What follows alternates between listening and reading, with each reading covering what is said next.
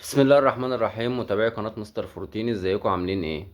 الزمالك بيعطي درس لكل فرق الدوري المصري، ومعتمد جمال بيدي درس لكل مدربين الدوري المصري. ازاي تفكر وازاي تشغل دماغك وازاي من اين تؤكل الكتف زي ما بنقول. ازاي تعمل كل اللي انت عايزه وتداري على كل عيوبك وكل غياباتك وكل مشاكلك وكل ازماتك، وحتى العيوب الفنية اللي عندك، حتى الحاجات اللي خارج إرادتك اللي انت متقدرش تتصرف فيها، زي إيقافات، زي أزمات في النادي، زي نقص موارد، زي نقص ماديات، زي حاجات كتير قوي. معتمد جمال جه النهارده يقول لك ازاي انت تتفوق على الحاجات دي كلها. الزمالك في اول الموسم ما كانش في اي حد، حتى الزملكاوي، حتى اشد المتفائلين للزمالك، ما كانش يتوقع ان الزمالك يبقى موجود في المكان ده. فرقة عندها 14 ايقاف قيد، فرقة بتبيع نجم الفريق الاول، بيسيبها وبيروح للغريم التقليدي وببلاش، وفي اهم وقت في الموسم قبل ماتش في دوري الابطال ولا الكونفدرالية، قبل ماتش في بطولة قارية، بيروح يسيبهم ويروح يطلع فيزا من السفارة عشان يشارك مع الغريم التقليدي في كأس العالم. من وسط كل ده وبعدها تخش في 14 ايقاف قيد، بعدين تجيب مدرب بلجيكي ما بيطلع مش كويس وتمشيه، بعدين تجيب حد يدير النادي زي جون ادوارد، بعدين الناس تطلع تقول لك ده سمسار، ده باع النادي، ده الجمهور يهاجمه، ده، بعدين المجلس يتهاجم، بعدين المجلس الناس تقول، بعدين تاخد منك ارض اكتوبر، بعدين تحاول تلم، بعدين تجيب لعيبه، بعدين تلاقي شيكوبانزا تعبان وبيرقص ومش نافع، مش عارفين نسيطر عليه، وانت جايب صفقة برازيلي بيعمل ترقصتين بس مبيعرفش يفنش. مين محمد اسماعيل اللي انت جايبه؟ مين ادم كايد؟ مين عدي الدباغ؟ والناس بقت تقول لك عدي الدهان ومش عدي الدهان، وشيكو بنزا ومش شيكو بنزا، وناصر منسي ومش ناصر منسي. بعد كل ده معتمد جمال طلع قال لك هو ده دي الحوارات اللي عندكم، تعالوا. مفيش اي حاجه، كله يسكت. الناس دلوقتي بتشيد بمعتمد جمال، الناس دلوقتي بتشيد بجون ادوارد، الناس دلوقتي بتشيد بصفقات جون ادوارد، الناس بتشيد بمجلس الاداره اللي كانت بتهاجمه في اول السنه. ما بقولكش ان ده صح او ده غلط، انا بقول لك ان كابتن معتمد جمال وجون ادوارد ولاعيبه ورجاله نادي الزمالك ومجلس اداره الزمالك لازم نديهم حقهم برضو، حتى لو مجرد سكوت. لازم نديهم حقهم في ان هم قدروا ان هم يعدوا الفتره الصعبه ديت، في حين ان الفرق التانية المنافسه ليك اللي زي بيراميدز اللي انت كنت بتلعبه امبارح، اللي تكلفه النادي واللعيبه اللي فيه بالملايين، ولاعيبه كلاس ايه من في كل مركز لاعب واتنين، انت واقف قدامه. مش هقول لك ند بند، انت احسن منه طول الماتش 90 دقيقه، الماتش ده والماتش بتاع الدور الاول، وكسبته رايح جاي. بيراميدز بطل افريقيا. انت لو جيت تقارن نفسك بالاهلي اللي هو فرقه المليار، اللي معاه زيزو ومع بن شرقي ومع تريزيجيه ومع امام عاشور ومع بن رمضان ومع اليو ديانج ومع محمد شريف ومع طاهر وي وي وي والشناوي ومصطفى شوبير وكل الليله دي ومروان عطيه وبالعمري وكل الليله دي، انت واقف قدامهم بشيكوبانزا وبزيرة. ده طبعا انجاز للزمالك والكابتن معتمد جمال والجهاز الفني ولاعيبه نادي الزمالك. معلش انا اسف، انا طولت عليكم في المقدمه ديت، بس كانت دي حاجه لازم تتقال، لازم نقول احنا كنا فين ودلوقتي احنا بقينا فين، احنا كان بيتقال علينا ايه في اول الموسم ودلوقتي الناس كلها بتقول علينا ايه. فمبروك لكل جمهور نادي الزمالك، تربوا على قمه الدوري وتزيين الصداره زي ما كابتن بلال علام قال. الزمالك يزين الصدارة منفردا بفرق 5 نقاط عن بيراميدز والأهلي اللي هيدبوا ببعض يوم الاثنين الجاي، وملكش دعوة بيهم. انت تكسب ماتش انبي يوم الاثنين الجاي، اجي بعد الماتش اقول لك بنسبة 99% مبروك الزمالك بطل الدوري، الدوري في 100 عقبة. بإذن الله نكسب ماتش انبي، بإذن الله بطل الدوري الزمالك، وبعدها خش ماتش الأهلي بالناشئين ما تلعبوش أصلا، ما تلعبوش، خش ماتش الاهلي بالناشئين عشان تحافظ على اللعيبه بتاعتك لماتش الكونفدراليه. خسرت ماتش الاهلي مش مشكله، روح اكسب ماتش سموحه ولا ماتش سيراميكا خدت الدوري، روح اتعادل ماتش سموحه ولا ماتش سيراميكا خدت الدوري. خلاص انت بنسبه 90% انت حسمت الدوري. لسه ال9% اللي بكلمك عليهم دول ماتش انبي بس، لو كسبت انبي خلاص خلصت وتخش الكونفدراليه مرتاح. نبدا نتكلم عن الماتش النهارده الاول. الناس اللي لسه بتتابعني، اللي لسه مش ما عملتش لايك، اعمل لايك يا صاحبي، واعمل اشتراك في القناه، وفعل زر الجرس كده عشان يوصلك كل حلقه. انت بتتفرج ما بتعمل، لما بتتفرج وما بتعملش لايك او ما بتكتبش كومنت او ما بتعملش اي حاجه، مجرد ان انت بتتفرج وانت ساكت كده، انت ممكن تأذي القناه ومش مش بتفيدها. فيا ريت يعني لو انت عجبك، ما بقولكش اجبار، يعني لو انت عجبك الكلام، او لو انت راجل زملكاوي، او لو انا حسيت مني بقبول، او حسيت ان انا بتكلم صح، وحسيت باي حاجه حبيت ان انت تعمل لايك، يا ريت تعمل لايك وتدعي الوالدي بالرحمه، وما تنساش دايما تصلي على النبي في الكومنتات. الزمالك بدأ الماتش بنفس الافكار اللي كانت عند معتمد جمال في ماتش اتحاد في ماتش كان مين يا رب، انا نسيت والله، شباب بولوزداد، في ماتش شباب بولوزداد.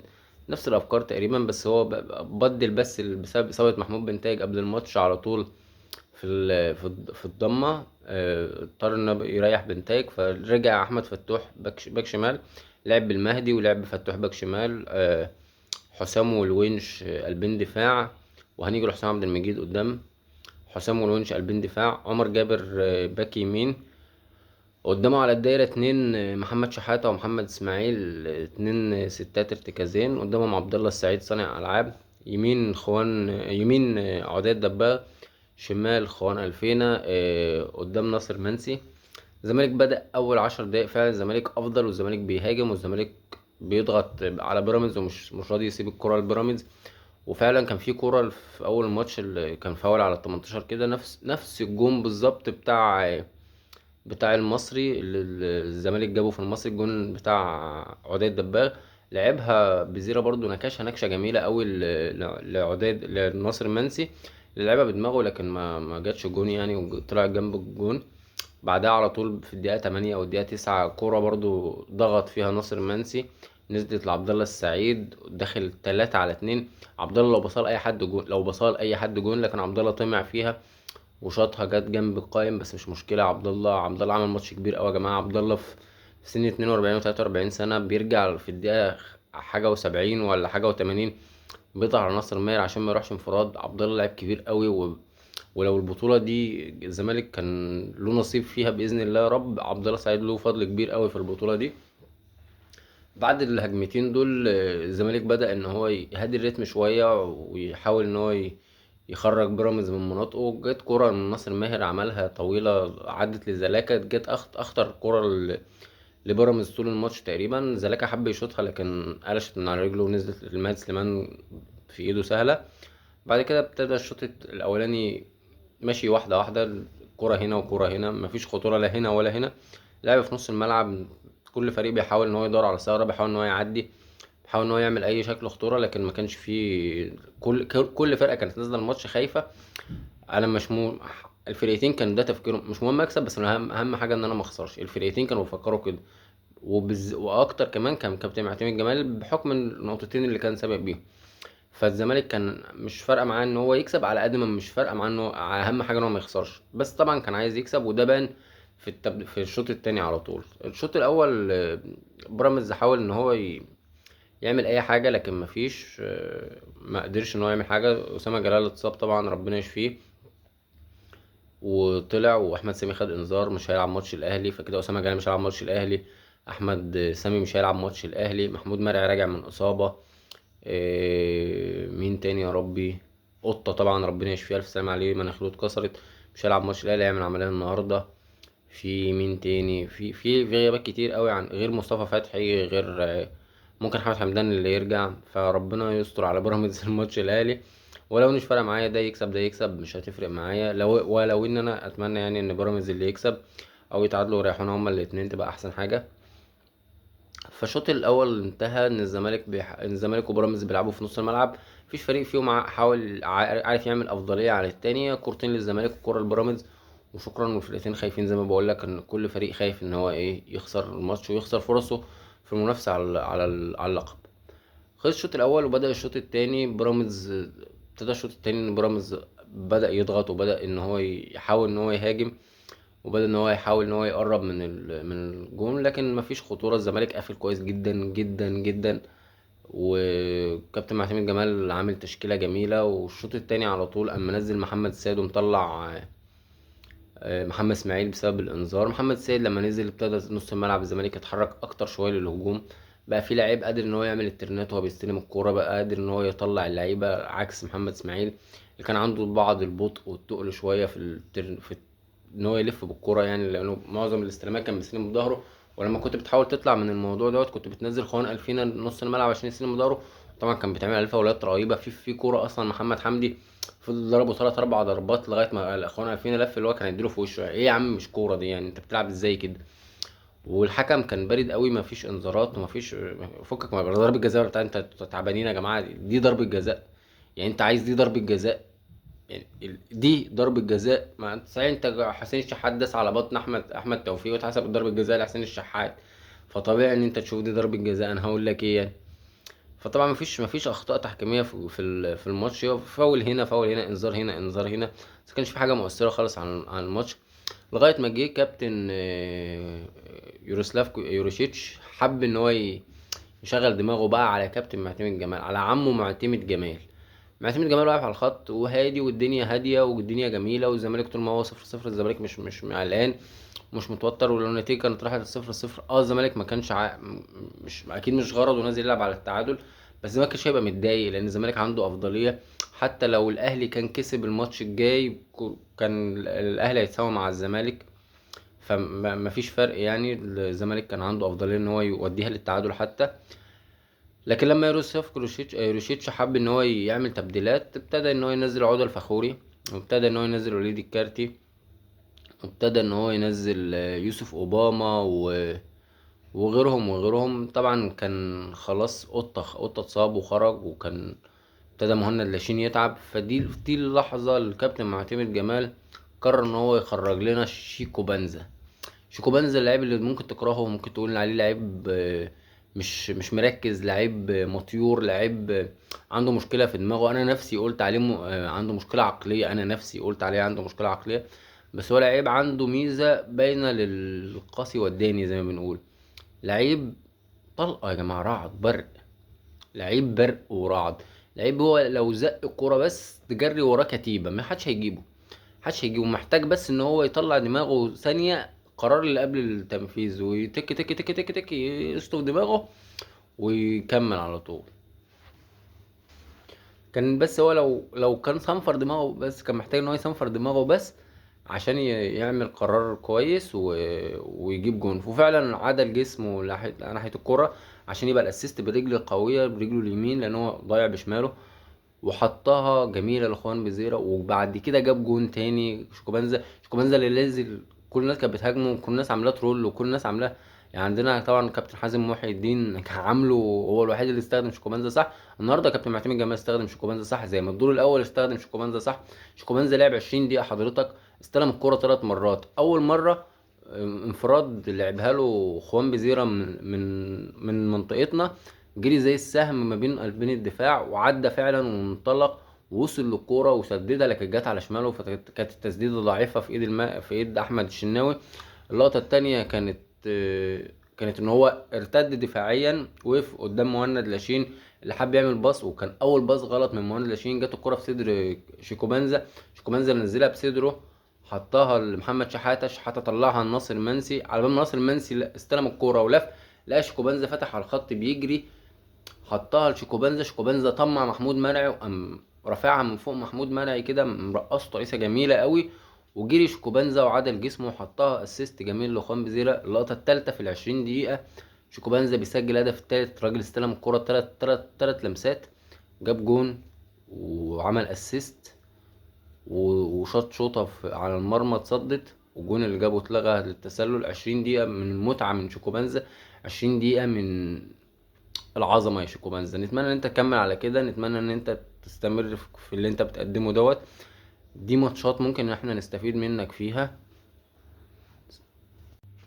فدي الماتشات اللي احنا ممكن نستفيد منها من شيكوبانزا. ده اسلوب اللعب اللي ممكن شيكوبانزا يقدر يحقق لنا منه حاجه، نتيجه ايجابيه يعني. فمبروك مبروك لكل جمهور الزمالك. ما تنساش لو انت لسه بتتفرج عليا، ما تنساش تعمل لايك وسبسكرايب للقناه وفعل زر الجرس. تاني هقول لك، انت بتتفرج اللايك بتاعك ممكن يساعدني جدا في ان الفيديو يوصل، لكن لما بتعملش لايك او ما بتعملش كومنت او ما بتعملش سبسكرايب للقناه، ده ممكن يضر القناه، لان انت بتبقى متفرج سلبي، ما بتعملش اي حاجه. اليوتيوب ما بيحبش كده، فده ممكن يأثر على القناة. فاستأذنك يعني لايك وسبسكرايب للقناة.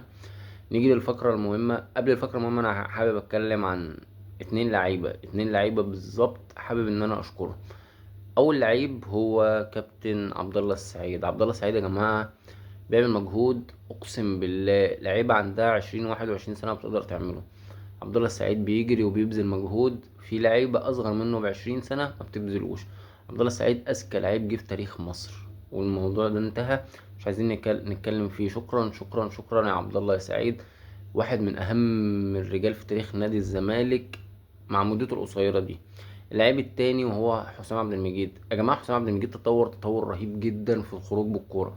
حسام عبد المجيد بقى عنده شخصية قوية جدا، ولعيب بقى فعلا يعتمد عليه، لعيب فعلا فردة تقدر ان انت تبيعها بمبلغ محترم لما تطوره كمان اكتر. حسام عبد المجيد لازم يجدد للزمالك، ولازم ان انت توعده ان هو لو جاله عقد احتراف مرضي لحسام وللزمالك يستحق حسام ويستحق الزمالك، حسام طبعا يمشي حالا ويحترف حالا، لانها فردة فعلا تستحق ان هي تتلمع وتنضف وتطلع بره. حسام عبد المجيد لعيب حرام حرام حرام حرام يكمل في الدوري المصري. حسام عبد المجيد مدافع بكواليتي مالديني يا جماعة، حسام عبد المجيد مدافع بكواليتي مالديني.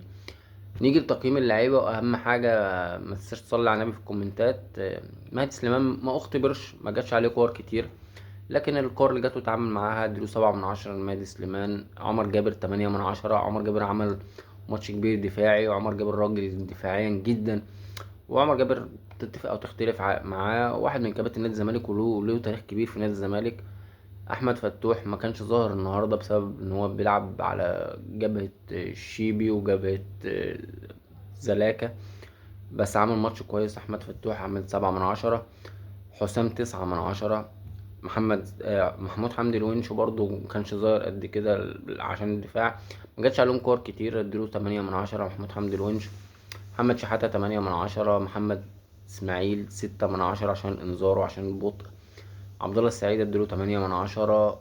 عدي الدباغ اديله 5/10. ناصر منسي اديله 5/10. خوان ألفين اديله 8.5/10. شيكو بنز اديله 8/10. بس تقريبا دول لعيبه الشباب. محمد السيد اديله 7/10، نزل حرك الدنيا شوية. 7/10 محمد السيد. كل التوفيق لنادي الزمالك في المرحلة الجاية، يا رب بإذن الله نكسب ماتش انبي ونطلع نحتفل بعد الماتش. كان معاكم محمد عمر من قناة مستر فورتين، بس سلام عليكم، سلام.